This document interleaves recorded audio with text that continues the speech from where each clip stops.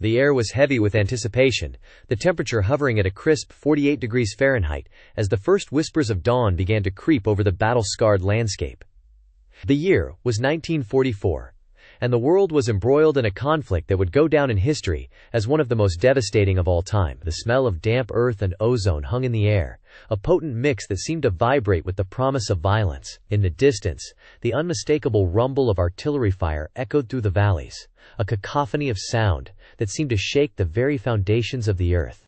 As the sun slowly rose over the horizon, casting a pale golden light over the landscape, the soldiers of the Allied forces stirred, their weary bodies stiff from a night spent huddled in makeshift trenches and foxholes. The sound of murmured conversations, the clinking of mess kits, and the occasional bark of a command filled the air, a symphony of sound that signaled the start of another long and bloody day. The soldiers, clad in their worn and tattered uniforms, their faces etched with fatigue and worry, slowly began to emerge from their hiding places, blinking in the bright morning light.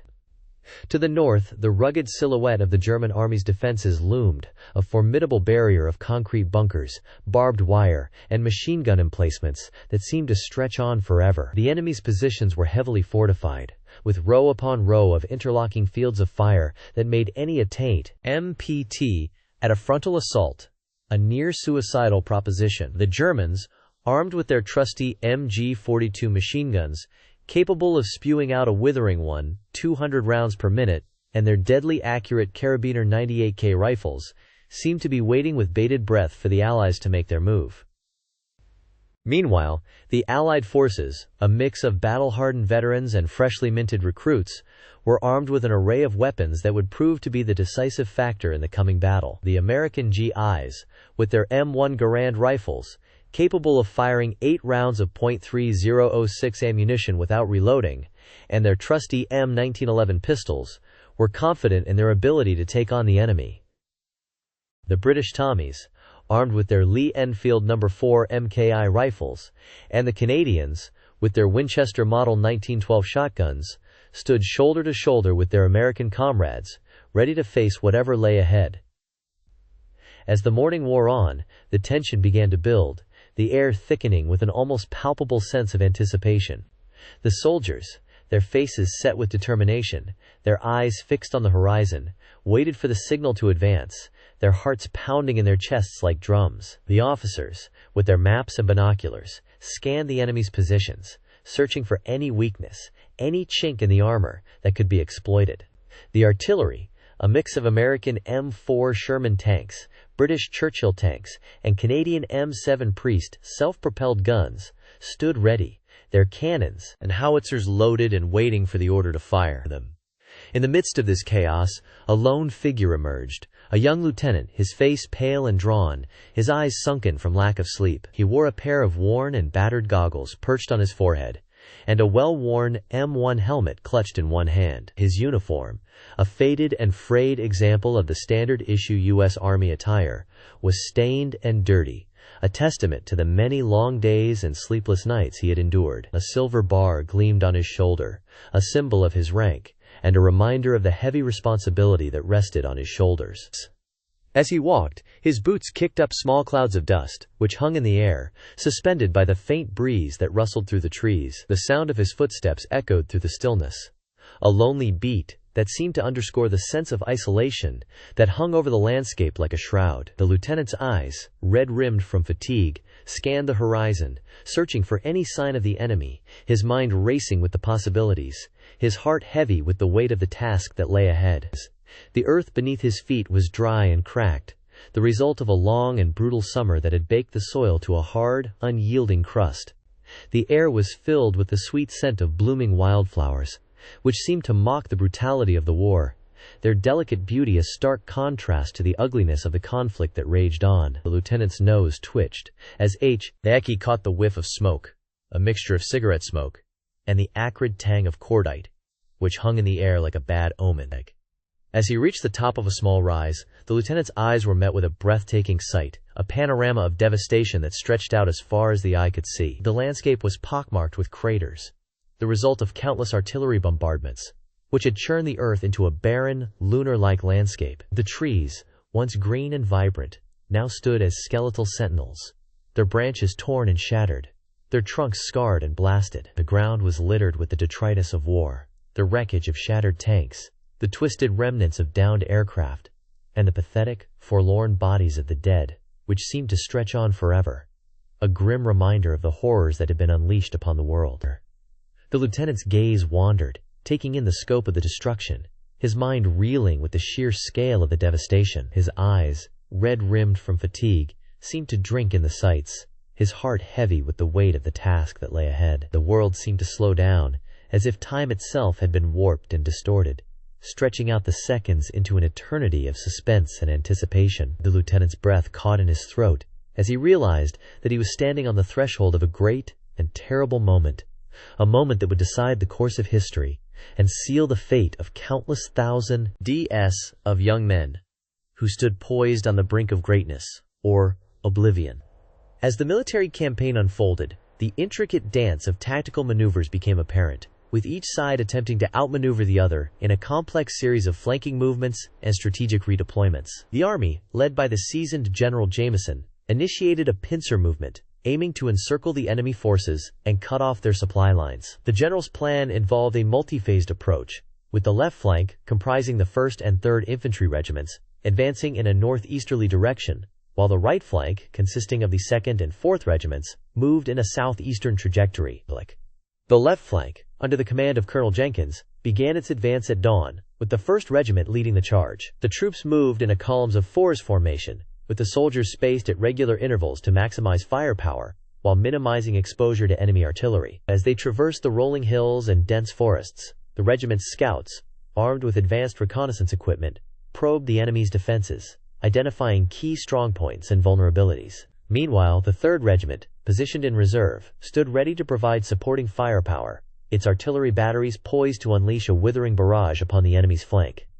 Concurrently, the right flank, led by Colonel Richardson, launched its own assault, with the 2nd Regiment spearheading the attack. The troops advanced in a series of bounds, each company covering the next as they leapfrogged forward, providing mutual supporting fire to suppress enemy resistance. As they approached the enemy's lines, the regiment's engineers, equipped with state-of-the-art breaching equipment, worked to clear a path through the enemy's fortifications, creating openings for the infantry to pour through. The 4th Regiment, positioned on the extreme right, anchored the flank, its soldiers digging in to secure the army's vulnerable flank and prevent an enemy counterattack. As the two flanks converged, the enemy forces, realizing their precarious situation, attempted to regroup and counterattack. Their commander, General Lee, ordered a redeployment of his troops, shifting the 5th and 7th Regiments to the left flank to confront the advancing enemy. The 5th Regiment, composed of seasoned veterans, formed a defensive line, its soldiers arrayed in a shallow crescent shape to channel the enemy's attack into kill zones. The 7th Regiment, meanwhile, launched a spoiling attack, its troops advancing in a series of disjointed, uncoordinated charges, aiming to disrupt the enemy's supply lines and create chaos in their rear. The resulting clash between the two armies was a maelstrom of chaos and destruction, with troops on both sides fighting valiantly, often at point-blank range. The 1st Regiment, leading the left flank's advance, found itself beset on three sides, as the enemy's 5th and 7th Regiments pinched in, attempting to encircle and annihilate the unit. Colonel Jenkins, however, remained calm, directing his troops to form a defensive perimeter, with the soldiers huddling behind whatever cover they could find: trees, boulders, and even the bodies of their fallen comrades. As the enemy's attack gained momentum, the 3rd Regiment, still in reserve, unleashed a devastating artillery barrage, its guns pouring a hail of shot and shell onto the enemy's positions, ripping apart their formations and creating gaping holes in their lines. The 2nd Regiment, meanwhile, exploited the chaos, its troops surging forward in a series of impromptu assaults, overrunning the enemy's strongpoints and capturing key terrain features. The 4th Regiment, anchoring the right flank, continued to provide supporting fire, its soldiers pouring volleys of rifle fire into the enemy's flanks, further weakening their resolve. As the battle raged on, General Jameson, directing the army's operations from a forward command post, continually adapted his plan, adjusting the deployment of his troops to capitalize on the enemy's vulnerabilities. He ordered the 1st and 3rd Regiments to pivot, shifting their axis of advance to strike the enemy's exposed flank, while the 2nd and 4th Regiments continued to push forward, pinning the enemy in place. The enemy, however, refused to yield, its soldiers fighting with reckless abandon, driven by desperation and a desire to protect their homeland. The fighting continued. Merid, with neither side able to gain a decisive advantage, until the arrival of the Army's cavalry, the 6th and 8th Regiments, which had been held in reserve. These horsemen, mounted on proud and powerful steeds, charged into the fray, their sabers flashing in the sunlight as they struck the enemy's rear, shattering their formations and sending their troops reeling. The enemy's lines, already strained to the breaking point, now began to collapse, as their soldiers, leaderless and demoralized, fled in panic, abandoning their positions and equipment. As the enemy's army disintegrated, General Jameson's troops, exhausted but triumphant, emerged victorious, their superior tactics, training, and discipline having won the day. The general, surveying the battlefield, could not help but feel a sense of pride and admiration for his soldiers, who had fought with courage and determination, overcoming seemingly insurmountable odds to achieve a stunning victory. The campaign, though far from over, had reached a significant turning point, with the initiative now firmly in the hands of General Jameson's army, poised to deliver the final blow and bring the conflict to a swift and decisive conclusion. As the sun began to set on the battlefield, casting a golden glow over the carnage, the opposing forces clashed in a frenzy of steel and gunfire.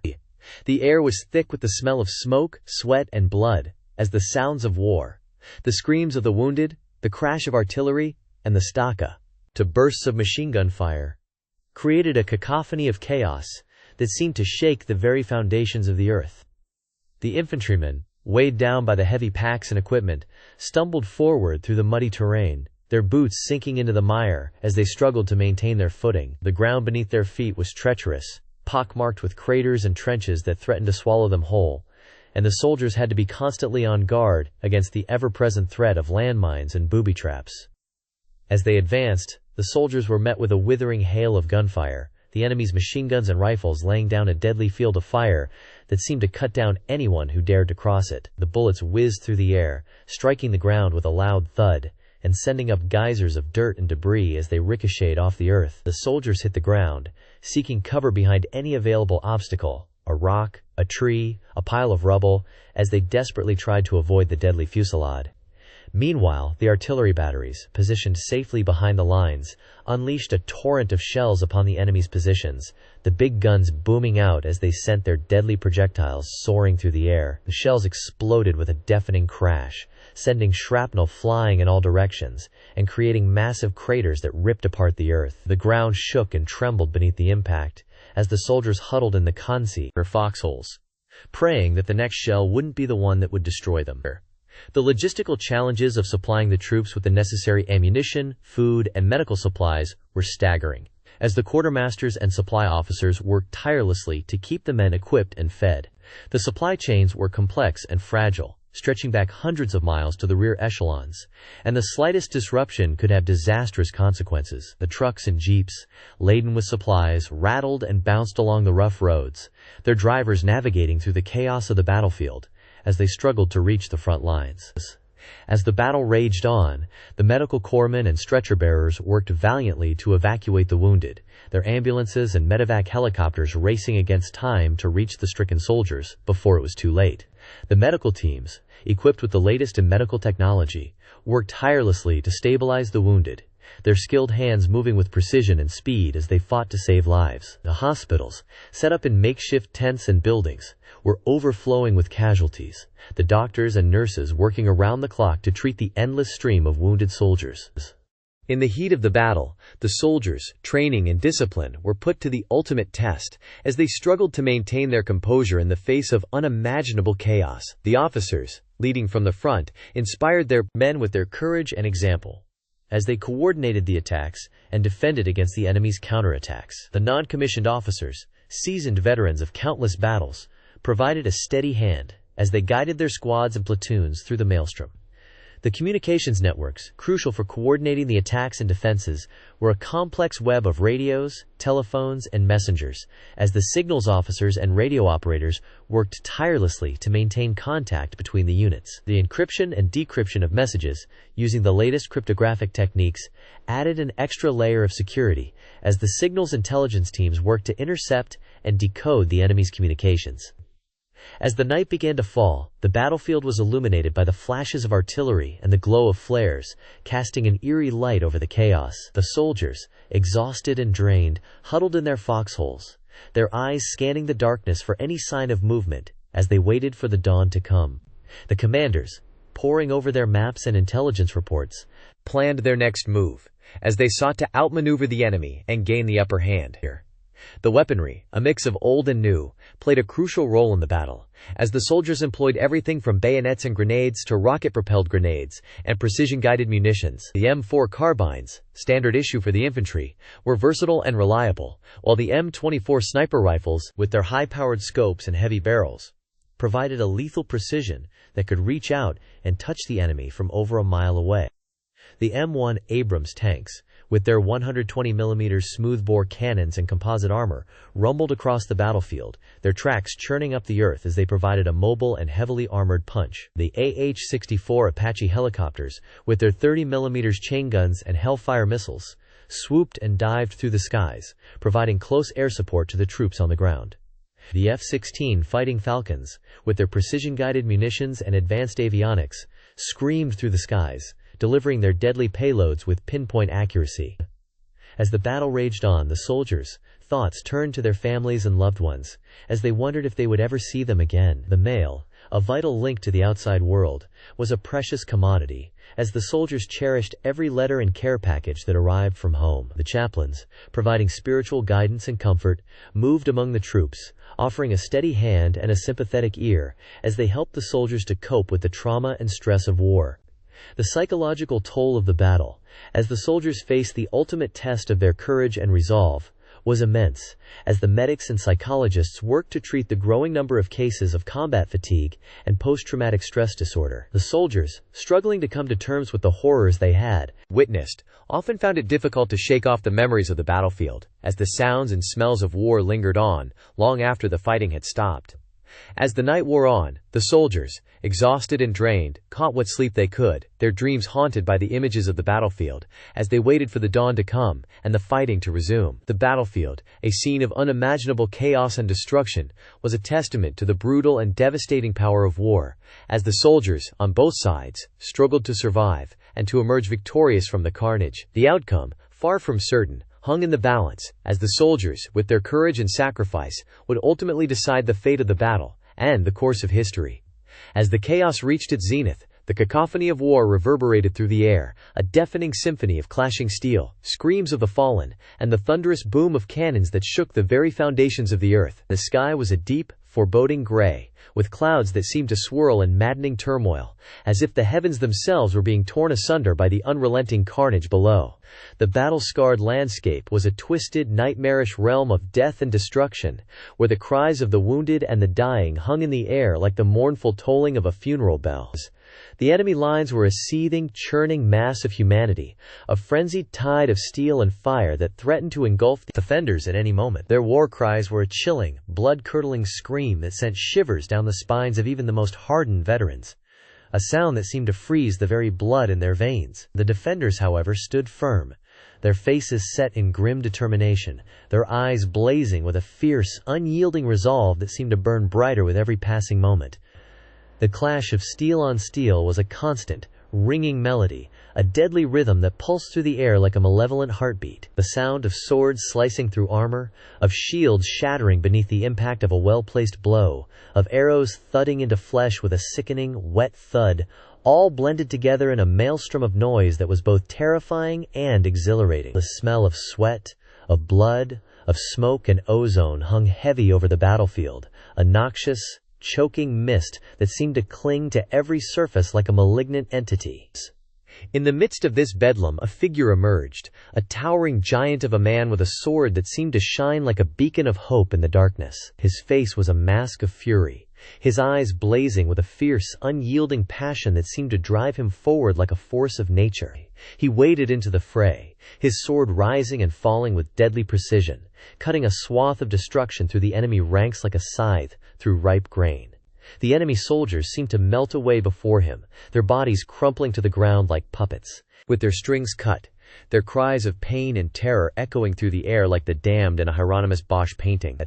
The defenders, emboldened by this sudden, inspirational presence, surged forward with renewed ferocity, their own cries of battle rising to a fever pitch as they clashed with the enemy in a frenzy of steel and fire. The battle was a living, breathing entity, a monstrous, sprawling creature that seemed to pulse with its own malevolent energy, its own twisted, nightmarish logic. It was a realm of unrelenting chaos, of maddening turmoil, where the laws of humanity seemed to be torn asunder, where the very fabric of reality seemed to be stretched to its limits.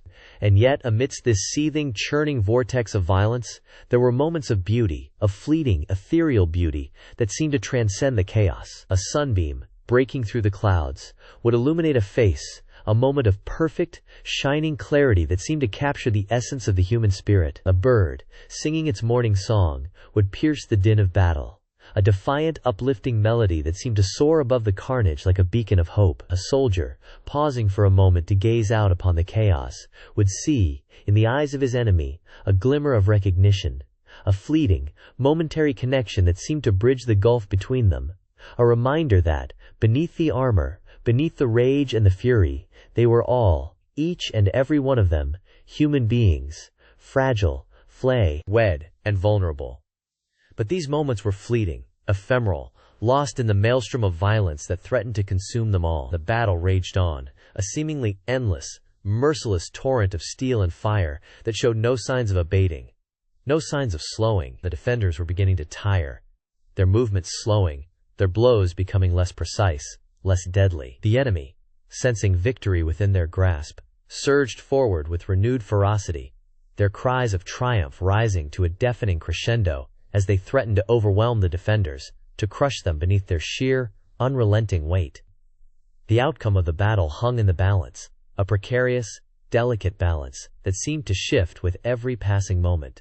The defenders, their resolve beginning to crumble, seemed on the verge of collapse, their lines wavering, beginning to break. The enemy, sensing the weakness, pressed their advantage, their attacks becoming more fierce, more relentless. And yet, even as all seemed lost, even as the defenders teetered on the brink of disaster, there were those who refused to yield, who refused to surrender. They stood firm, their faces set in grim determination, their eyes blazing with a fierce, unyielding resolve that seemed to burn brighter with every passing moment. They were the last, desperate hope of the defenders, the final, forlorn bulwark against the enemy's overwhelming tide. And as the battle raged on, as the chaos reached its zenith, they steeled themselves for the final, climactic confrontation, the last, desperate stand against the enemy's unrelenting furies.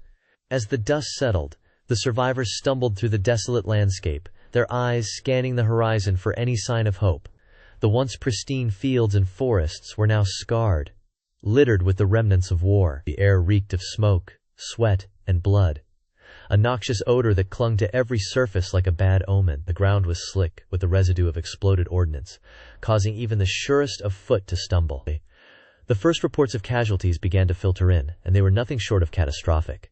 Entire platoons had been wiped out, their bodies torn asunder by the relentless barrage. Medics and aid workers rushed to tend to the wounded, their faces set in grim determination as they worked to save as many lives as possible. The cries of the injured filled the air, a haunting chorus that seemed to grow louder with each passing moment. One such survivor was Private First Class Emily Wilson, a young woman from rural Ohio who had enlisted to serve her country. She had been part of a forward reconnaissance team, tasked with scouting out enemy positions and reporting back to HQ. As the barrage intensified, Emily's unit had been caught in the open, with no cover to speak of. She remembered the sound of screams, the feeling of the earth shuddering beneath her feet, and the sight of her comrades falling around her. When the dust finally settled, Millie found herself alone, her ears ringing from the constant explosions. She stumbled to her feet, her legs shaking like a leaf as she took stock of her surroundings. Her unit was gone, either killed or scattered to the winds. She spotted a figure in the distance, stumbling towards her with a look of sheer terror etched on their face. As the figure drew closer, Emily saw that it was her squadmate, Private James "Hawk" Wilson. Hawk's face was a mess of blood and dirt, his eyes sunken from the trauma he had endured. He stumbled towards Emily, his arms outstretched like a child seeking comfort. Emily, is that you?" he stammered, his voice barely audible over the din of the battlefield. Emily rushed to his side, catching him as he collapsed to the ground. She cradled his head in her lap, tears streaming down her face as she tried to comfort her friend.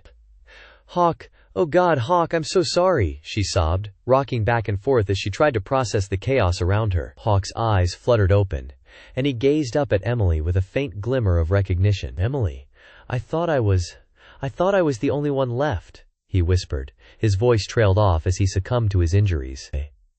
As Emily held her dying friend, she felt a sense of despair wash over her. The world around her seemed to have descended into madness, with no escape from the carnage. She thought of her family, her friends back home, and wondered if she would ever see them again. The sound of gunfire, ND explosions, still echoed through the air, a constant reminder that the battle was far from over. In the midst of this chaos, a small group of survivors huddled together, trying to make sense of the devastation. They were a mix of veterans and rookies, all united by their desire to survive the onslaught. Among them was Sergeant Mike "Bull" Jenkins, a grizzled veteran of multiple tours. He had lost count of the number of battles he had fought, but this one was different. This one was personal. Bull's unit had been tasked with holding a strategic hill, a key position that offered a commanding view of the surrounding area. As the enemy closed in, Bull's team had dug in, preparing to make a last stand. But the barrage had been too intense, and they had been forced to fall back. Now, as they regrouped, Bull took stock of their situation. They were low on ammo, with limited medical supplies, and no clear way to communicate with HQ. As the group discussed their next move, a young private named Tommy Sanchez spoke up. "Sarge, what about the civilians?" he asked, his voice laced with concern. "We can't just leave them to fend for themselves." Bull's expression turned grim, his eyes clouding over with a mixture of anger and sadness. "We'll do what we can, kid," he replied. "But our priority is survival. We can't save everyone, not in a situation like this." The group fell silent, each member lost in their own thoughts. They knew that Bull was right, but it didn't make the decision any easier. As they pondered their next move, the sounds of war raged on, a constant reminder that their struggle was far from over. The immediate aftermath of the barrage had been a blur of chaos and confusion, but as the dust settled, the true extent of the devastation became clear. The battlefield was a graveyard, littered with the bodies of the dead and the dying. In the midst of this carnage, the survivors struggled to come to terms with what had happened. They wandered the desolate landscape, searching for any sign of hope, any glimmer of light in the darkness. It was a bleak and unforgiving world, where the rules of civilization no longer applied. But even in the face of such overwhelming destruction, the human spirit persevered, driven by a primal urge to survive, to overcome, and to rebuild. As the sun began to set on the ravaged landscape, the survivors steeled themselves for the long and difficult road ahead, knowing that their struggle was far from over. As we reflect on the culmination of the events that have transpired, it becomes increasingly evident that the reverberations of these historical episodes continue to shape the contemporary geopolitical landscape. The intricate web of alliances, rivalries, and power struggles that have developed over time has led to a complex and ever-evolving global dynamics. The long-term impact of these events on international relations, global security, and economic systems is multifaceted and far-reaching. The emergence of new global powers and the shift in the balance of power have created an environment of uncertainty and competition. The rise of nationalism and protectionism in various parts of the world has led to increased tensions and a decrease in global cooperation. The consequences of these developments are being felt in multiple areas, including trade, security, and environmental policies. Furthermore, the ongoing impact of historical conflicts on modern society is a stark reminder of the need for diplomacy, dialogue, and cooperation. The scars of past wars and atrocities continue to influence the trajectory of international relations, often in subtle yet profound ways. It is essential to acknowledge and learn from these experiences, to avoid repeating the mistakes of the past, and to foster a more peaceful and stable world. In the context of modern geopolitics, the concept of the balance of power has become increasingly relevant. The interconnectedness of the global economy, the proliferation of advanced technologies, and the emergence of new global actors have created an environment in which multiple powers are vying for influence and dominance. This has led to a complex landscape of alliances, rivalries, and strategic partnerships, with various actors seeking to advance their interests and secure their positions. The role of international institutions and organizations has become critical in maintaining global stability and promoting cooperation. The United Nations, the European Union, and other regional and international bodies have played a vital role in shaping global governance, promoting human rights, and addressing pressing global challenges such as climate change, poverty, and inequality. However, despite the progress made in creating a more cooperative and interconnected world, numerous challenges persist. The threat of terrorism, the proliferation of nuclear weapons, and the rise of cyber warfare have created new security concerns that require innovative and collaborative solutions. The ongoing impact of historical conflicts, the legacy of colonialism, and the persistence of social and economic inequalities also continue to shape the global landscape. Ultimately, the complexities and nuances of geopolitics serve as a reminder of the importance of empathy, understanding, and cooperation in shaping a more peaceful and sustainable world. As we navigate the complexities of the modern era, it is essential to recognize the interdependence of nations, cultures, and societies, and to work towards a future that is more just, equitable, and peaceful for all. In the words of the ancient Greek philosopher Heraclitus, "No man ever steps in the same river twice, for it's not the same river, and he's not the same man." This profound statement encapsulates the dynamic and ever-changing nature of human experience and the world around us. As we move forward in time, it is crucial to acknowledge the complexities of the past, to learn from the present, and strive towards a future that is guided by wisdom, compassion, and a deep understanding of the interconnectedness of all things. As we conclude this journey through the complexities of military history and geopolitics, I invite you to subscribe to our channel, where we will continue to explore the intricacies of the past, the present, and the future. Together, let us embark on a path of discovery and exploration, seeking to uncover the hidden patterns and connections that shape our world and inform our understanding of the human experience. By doing so, we can gain a deeper insight into the complexities of the world around us and work towards creating a brighter, more peaceful, and more just future for all. Subscribe now and join us on this fascinating journey through the realms of military history, geopolitics, and beyond.